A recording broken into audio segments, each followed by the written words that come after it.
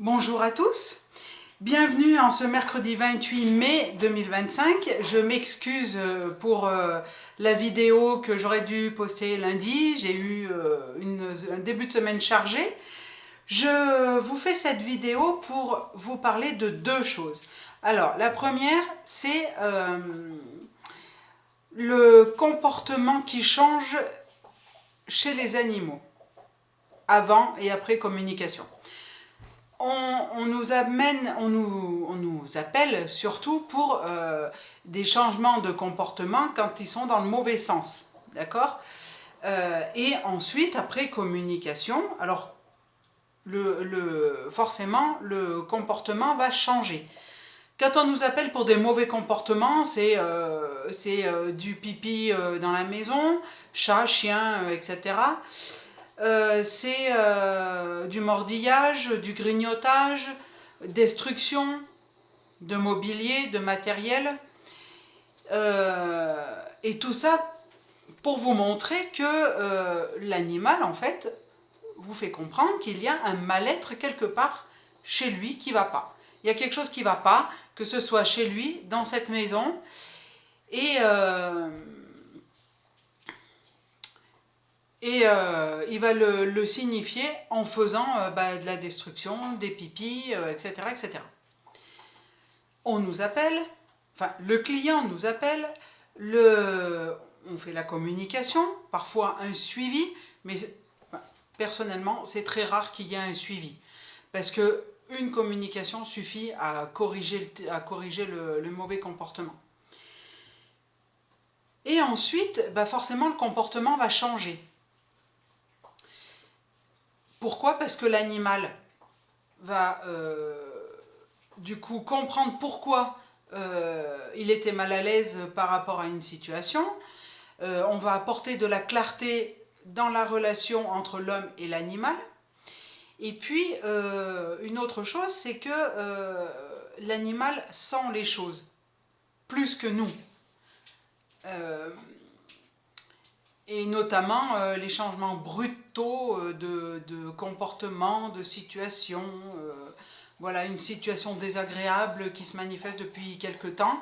Eh bien, si l'animal, donc, on va nous appeler par rapport à cette situation et par rapport au comportement de l'animal, mais si après communication, la situation change, ne serait-ce que d'un saut de puce, on va dire, eh bien l'animal le sent et forcément il va adapter son comportement.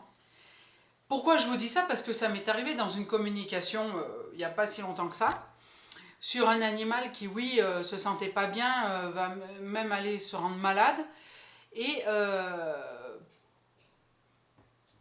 d'un coup d'un seul, après la communication, il ne veut plus monter dans la voiture. Oui. Pourquoi? Parce qu'il a compris qu'à la maison, fallait arrêter de s'attaquer voilà, au bois de certaines choses, et qu'il était bien dans cette maison, et que maintenant, eh bien, il n'y a plus besoin d'accompagner son humaine au bureau. Entre-temps, l'humaine, elle lui a parlé, son humaine lui a expliqué beaucoup les choses, etc. Donc le chien, l'animal a compris, et forcément, eh ben, il s'est dit, bon, ok. Donc, si je me sens bien dans cette maison, j'ai plus besoin d'aller avec mon humaine travailler au bureau. C'est pour ça qu'ils ne montent plus dans la voiture. Voilà. C'est aussi simple que ça. Et combien de comportements comme ça qui changent, heureusement en positif, hein, heureusement. Voilà, ce qui me vient, c'est un petit chien qui a été adopté, qui fait pipi de partout dans la maison. Je lui ai envoyé le bon comportement, je lui ai fait voir le mauvais, et puis une semaine après, voilà, le chien ne fait plus ses besoins dans la maison. Voilà. Comme quoi, les communications animales et être en relation avec l'animal, c'est formidable, et c'est tellement de bonheur, voilà. Je voulais aussi vous parler d'une boutique qui va s'ouvrir dès demain à l'Alpe du Grand Cerf. Ça s'appelle Chez Marie. C'est une boutique multifonction, on va dire, avec un petit peu d'épicerie fine, de la décoration, des couvertures, etc. Elle m'a appelé pour que je fasse une expertise Feng Shui sur le local, pardon, avant qu'elle ouvre. Et vraiment, je suis allée aujourd'hui, c'est magnifique, c'est chaleureux, c'est vraiment très agréable cette boutique. Et je vous conseille vivement de faire un petit tour si jamais vous venez prendre quelques vacances à l'Alpe du Grand Cerf. Voilà, c'est tout pour cette vidéo.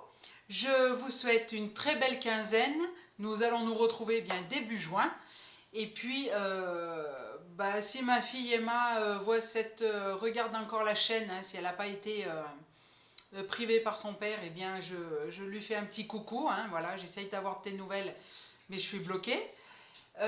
Si vous avez aimé cette vidéo, likez, partagez sur tous les réseaux, abonnez-vous à ma chaîne, mettez un petit pouce pour que je puisse remonter dans la multitude de vidéos qu'il y a sur YouTube. Et puis, je vous dis, eh bien, à dans 15 jours. Bye bye!